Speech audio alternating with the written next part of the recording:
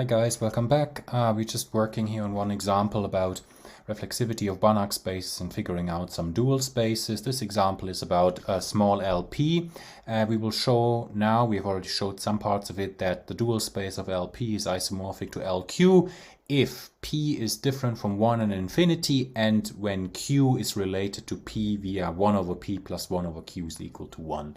Once we have achieved this, then we will show that for P and Q in both those ranges, so in between strictly away from 1 and strictly away from infinity, such that 1 over P plus 1 over Q is equal to 1. For those parameters, we will show that both of these guys are also reflexive Banach spaces. Okay, so we've done some work already. In particular, we have convinced ourselves that this map T, which will turn out to be the isomorphism, is an isometry. So now what we still have to show is that it is surjective.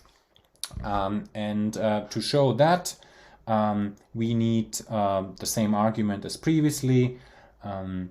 So next, we have to convince ourselves that every linear functional on LP, is of this type.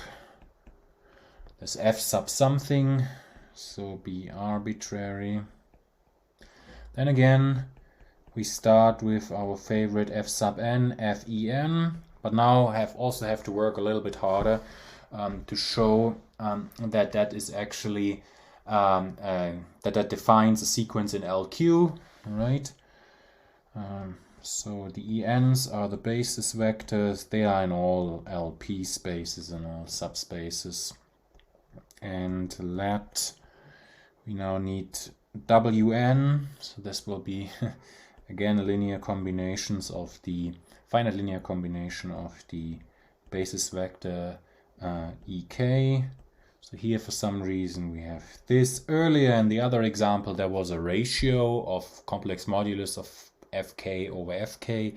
Now here, because we're dealing with this Q, it's going to be this one. So notice this is an element in LPN, omitting again those terms.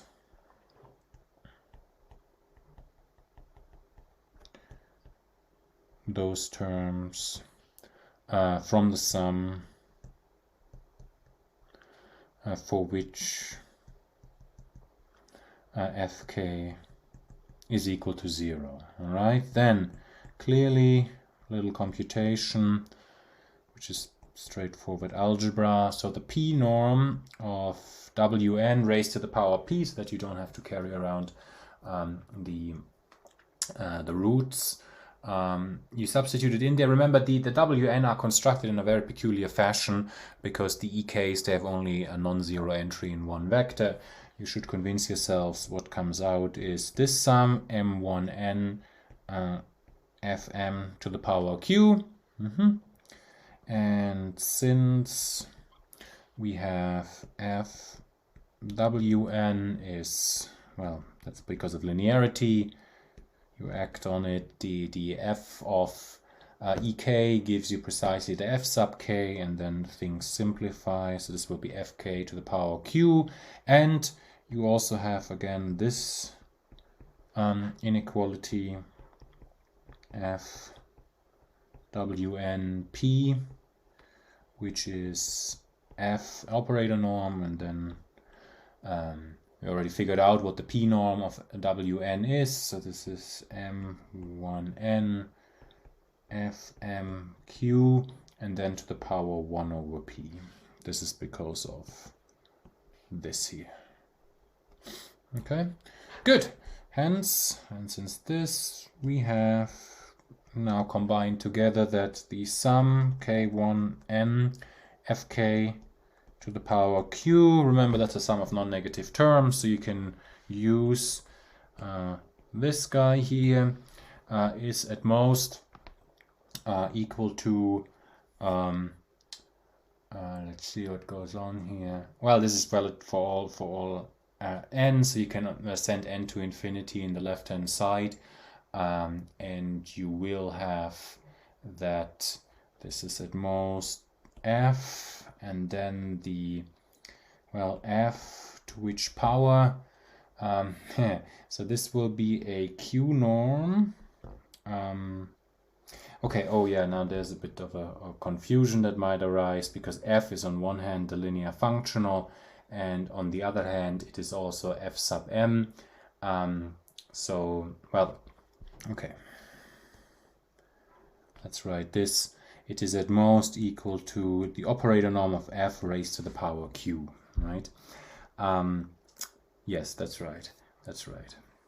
Okay, so you have this, and this is finite because f is a bounded linear functional, and raised to the power q, its operator norm is still going to be finite for all n in natural numbers. Okay, and that shows that the sequence formed of those fn's is an element in LQ, so a Q summable sequence. Okay, good, nice. Now moving ahead, so and thus let's look at g of x. In the previous example it was capital F of x, k1 infinity, x, k, f, k. Since this guy here is in LQ, if you take something in LP for x, then Hölle inequality will tell you this is a well-defined bounded linear functional. Okay, is a well-defined bounded linear functional on LP. Okay, and now the usual thing happens, but if you evaluate it on those ENs, GEN, it precisely projects out the f sub n, and f sub n by definition is f evaluated on En, so these two agree, capital G and F agree on all finite linear combinations of the En, and since such combinations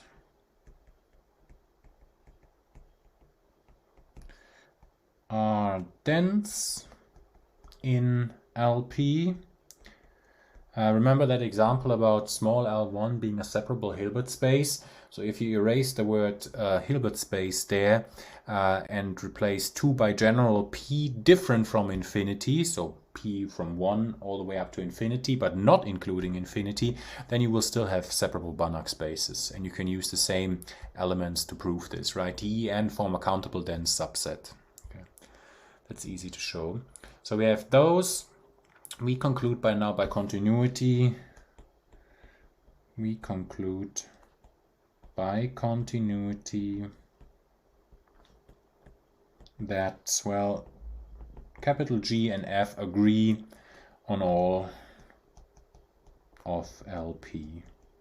Okay, and that's what you wanted. So now this arbitrary F is precisely of this type here, which is in the range of our map capital T. Okay, together T is also surjective, and thus all together, using that we know this is an isometry. Again, let me emphasize this one more time. Bijectivity is not sufficient to conclude that your linear transformations are invertible. You need that the inverse is bounded, but here you get this for free because you have an isometry. Okay, together T is also surjective, and thus all together we have T minus 1 as a bounded linear transformation from the dual space of LP into LQ. All right, meaning the dual space of LP is isomorphic to LQ, as claimed. Okay, so now what remains to show is reflexivity, right? So it remains to show that X, say, is reflexive. Is reflexive. Well, you can either use symmetry or you can use the usual argument. Once done, its dual space is reflexive. This was a theorem. Banach space is reflexive if and only if a dual space is reflexive. And so, because we already have an isomorphism between the dual space of x and y, this was the first part of this exercise or example, then y is also reflexive. And so y is reflexive. Okay? Equivalently, you can use the symmetry between P and Q. All right, so the first part, now we will show that x is reflexive. So remember how this works. You have to look at the canonical map from x to the bidual of x, and you have to show that it is surjective. Right? So let's do this. So the first part, of this example showed that there exists an isomorphism, this was T, that went from LQN to, well, the dual space of LP. Okay?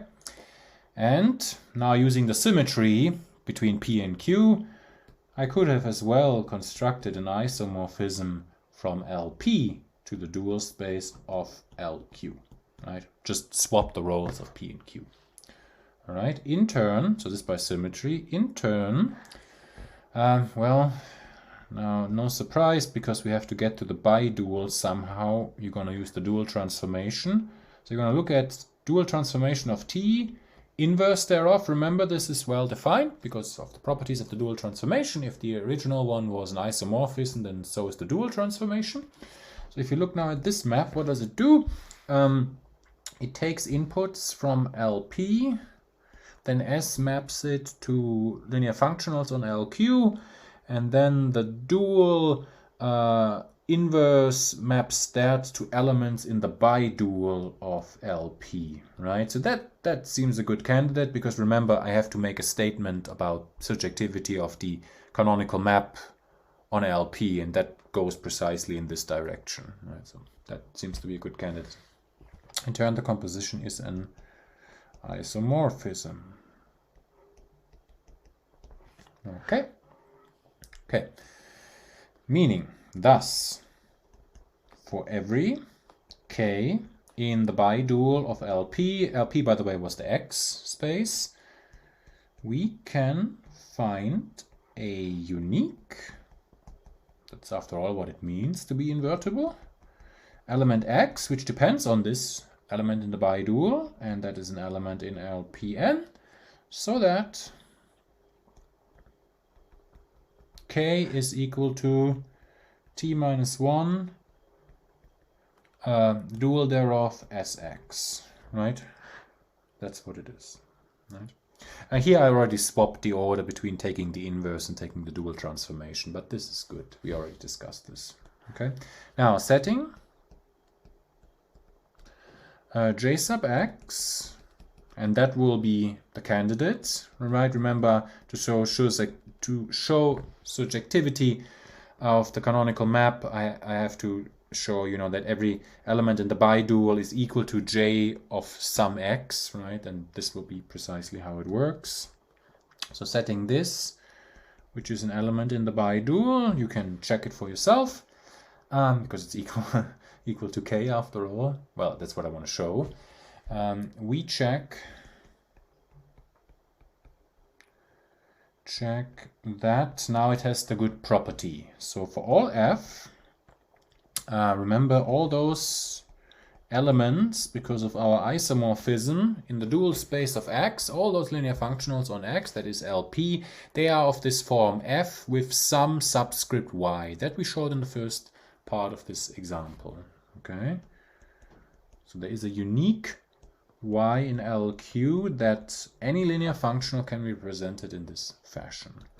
And now comes the algebra. So gx of f, hopefully by the end of the day this will be pointwise evaluation of f at the vector x. But how do I get there, right? So okay, use the definition, this one to be precise. So t minus 1 dual transformation Sx acting on f. Now you use the definition of the dual transformation. This was a while ago, so remember how this works. The Sx goes out and then just t minus 1 acting on f. All right, and now t minus 1 on f. So what did t do? Remember this? So t assigned to a vector y the linear functional. That's what we did in the first part of this example. So the inverse will map f of y to the vector y, right? But our f is of this type, f of y, for some y in LQ. So this is just going to be Sx evaluated on y. Okay, good, very nice. Where, what is Sx of y? No, okay, so S maps me from where to where? From LP to linear functional on LQ. So this here out front is a linear functional on LQ, right? That I evaluate now on the vector y, which is in LQ. So everything makes perfect sense. But I know how those linear functionals look like. This was the first part of this example. This is just this sort of inner product type thing. So there's Sx En. This is precisely how we proved it, that there's an isomorphism between those two spaces, right? So we have this by the first part of this example. Okay, and now we're almost done. But Sx evaluated on En. So Sx evaluated on En is just, well, f of x En, and which is by definition xn, right? Because the fx is the inner product. If you stick in the En, the nth vector there, you project out on the nth component of x. So this is x sub n. So all together,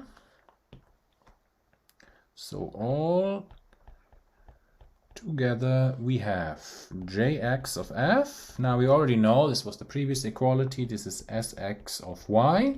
Now Sx of y is n1 infinity yn xn. And this is precisely how the f sub y linear functional acts on a vector x. Yeah, but f of y was our f of x. Right? This was on the previous slide. So indeed you have this for all linear functionals in the dual space of LP, right? And that means indeed that the canonical map is surjective. Okay, this verifies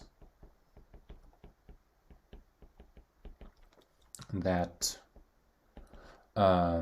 J from X to the bidual with X Jx is surjective. Meaning X is reflexive. Okay, and that's what we wanted. That concludes this example. All right, and incidentally, our section, which was quite long, quite theoretical, on dual spaces and bidual spaces, they will appear again, of course, in time. But for now, we're going to switch gears a little bit, and we're going to talk about another section which contains a bunch of important theorems. So far, maybe the big theorems. The first one was Riesz representation, and then Hahn-Banach theorem. And this section contains at least 4 additional big theorems. The first one will be what's called the Baire category theorem, and then the other ones are the consequences of the Baire category theorem. Okay, so we will not be playing with linear functionals now for a while, but ordinary bounded linear transformations between Banach spaces. We won't see dual spaces till the next section in chapter 3. Okay, so and for now here in this section, we will first, well, prove some simple results. So let's just get started. So a lot in this section deals with showing that certain things have non-empty interiors, right? So remember what the interior is of a set in a metric space. So this is the largest open set contained in that set that you start with, right? And turns out showing that certain things have non-empty interiors is actually quite important. So here's one of those cases. So let x and y be two normed linear spaces, then a linear map T is bounded. We could have included this actually in our very first theorem. If and only if the pre-image of the closed unit ball in Y space, so just a reminder, these are all points in the domain that are mapped inside the closed ball B10. So B10 is the ball in in Y space with center 0 and radius 1, and the horizontal bar is the topological closure. Then this is bounded if and only if this one has a non-empty interior. Okay, that looks weird, but actually not so hard to prove. So proof. Two directions, right? So we will first do boundedness in... Oh, actually, I start here in the notes with that non-empty interior implies boundedness, because that's harder. So if the above pre-image has non-empty interior, then there's some small ball inside around some point. So then there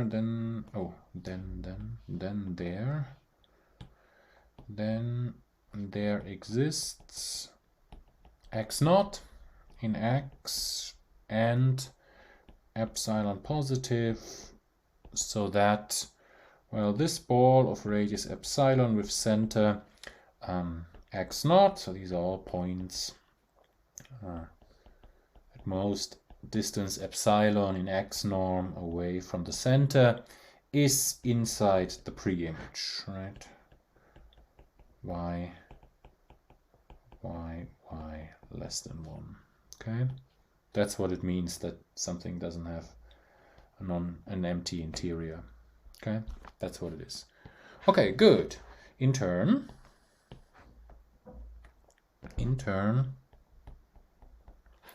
for every x in B epsilon 0, so now the center here is 0. Let's do a little game here. So let's write this as tx plus x naught minus tx naught. Remember, t is linear, so that's an inequality here. Don't need the norm for that. And I use triangle inequality. So you have tx plus x naught in y plus tx naught in y. And now, because of that pre-image having non-empty interior, I claim the first term cannot exceed 1 in y norm, and the second one, well, is just what it is. So y norm of tx 0. And why is this? Well, since x plus x naught is in the ball with center x naught and radius epsilon, right? Because this is a simple translation of this guy up there, right? And so this means this element is in here, but when this element is in there, remember, we have a non-empty interior. That means in turn that all these points under T are mapped to something that is in norm at most equal to 1. Right? That's why you have here the 1. Okay. Just look at the definition in the formulation of this proposition. Okay. Thus, bilinearity. Now, of course, you can scale the ball as much as you like. Bilinearity of T for all x in X, right? Because, you know, any x is in some ball of, you know, sufficiently large radius. You get from this tx of y is less than or equal to 1 over epsilon 1 plus tx naught y times the x norm of x. right? So you go from here, this was in a ball of radius epsilon. Now you just scale the x, that's why you have this 1 over epsilon here out front. And then you have to sort of divide and multiply by the norm of x to go arbitrarily far out, and that's what's written there.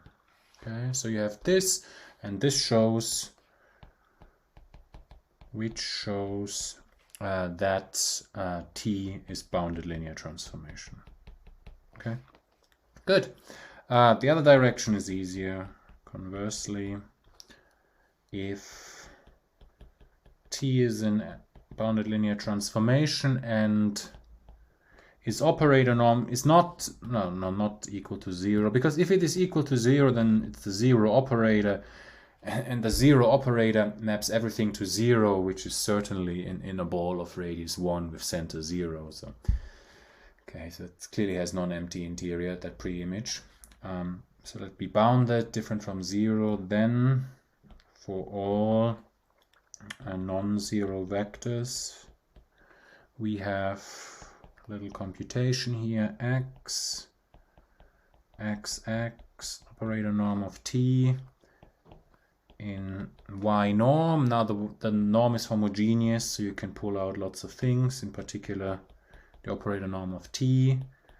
And then what you have here is this guy in y, and now you optimize what's inside in y norm over the unit ball, or equivalently over the boundary if you scale everything. So this is at most supremum x equal to 1 of T of x, and that is by definition equal to 1, right? Because that thing on the right is the operator norm, and you divide by the operator norm. Yeah, but now you can just rescale. You can put in here an arbitrary c, as long as c is in between 0 and 1. That argument would still be true, because then you have a c here, a c there, and then c is less than 1, so you have this. So immediately, so all balls of radius c over operator norm of T in center 0 for c in 0, 1, this is a 0, are contained in the aforementioned pre-image.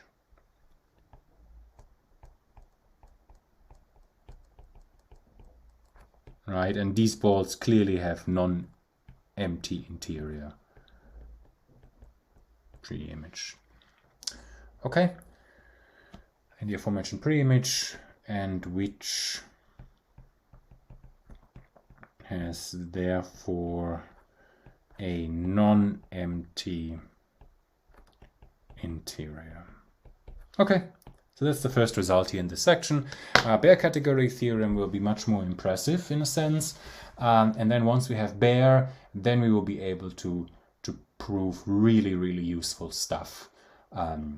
These big theorems that will come in this section are incredibly useful in applications, and we will need them in this chapter and as well as in the final chapter 4 thereafter. I'll see you soon.